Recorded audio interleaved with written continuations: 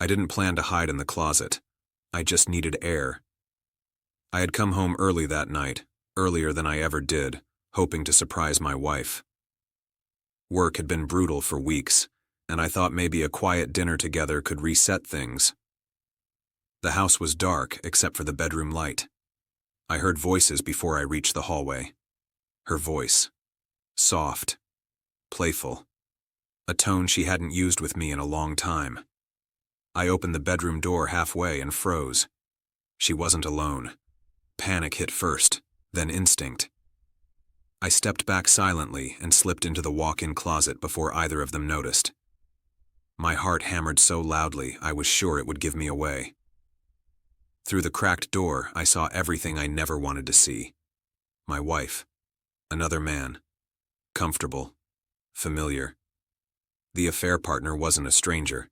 He was someone I'd met before. Someone who had shaken my hand. Someone who knew she was married and didn't care. I stood there in the dark, my world shrinking to the sound of their voices and my own breathing. I could have burst out screaming.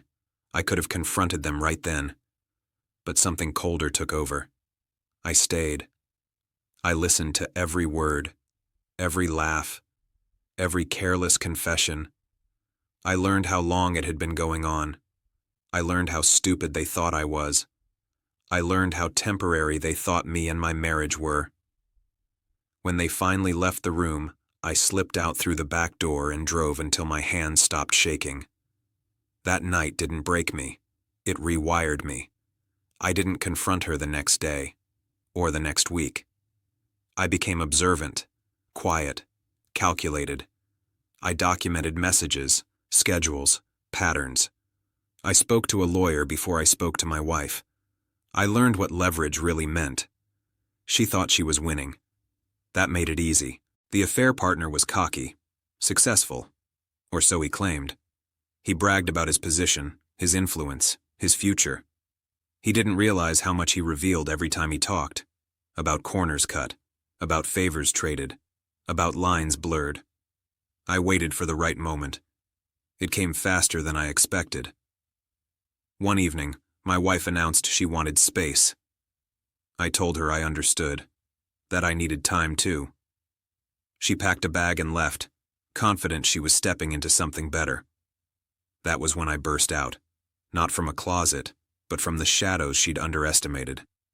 I filed for divorce the same week. I sent evidence to the right people, the ones who cared about ethics, contracts, and reputations. Quiet emails, verified documents, no emotion, just facts. The fallout was nuclear. The affair partner lost his job first. An internal investigation he never saw coming. Then clients disappeared. Deals collapsed. Friends distanced themselves. The man who once acted untouchable suddenly couldn't answer his phone without fear. My wife found out piece by piece. At first she was angry. She accused me of being vindictive, obsessive, cruel. She said I'd gone too far, that what I did was worse than cheating. Then reality hit. Her affair partner wasn't powerful anymore. He wasn't exciting. He wasn't even stable. The man she thought she was trading up for was drowning, and he was dragging her down with him. That's when regret showed up. She started calling, texting, apologizing in ways that sounded real for the first time. She said she'd made a mistake, that she never thought I'd find out like that she never thought I'd act. I thought you were weak, she admitted once, crying. That hurt more than the cheating. I met her one last time, in public, where emotions stayed contained. She looked exhausted. The confidence she'd worn so easily was gone. She asked if I'd planned everything from the night I hid in the closet. I told her the truth. No. I just stopped protecting people who didn't protect me. The divorce finalized quickly. I didn't take pleasure in her struggle, but I didn't shield her from it either. Consequences aren't revenge, they're gravity. Months later, I heard what remained of the story through others. The affair partner never recovered his career. His reputation followed him everywhere. My ex tried to rebuild but kept running into doors that used to open easily when she had me behind her. As for me, I changed in quieter ways. I learned patience, discipline, self-respect. I stopped being the man who avoided conflict and became the man who chose timing. I didn't become cruel.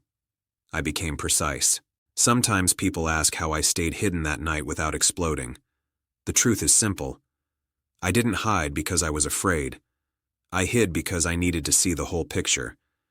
And when I finally stepped out, I didn't yell. I ended everything that needed to end and walked forward without looking back.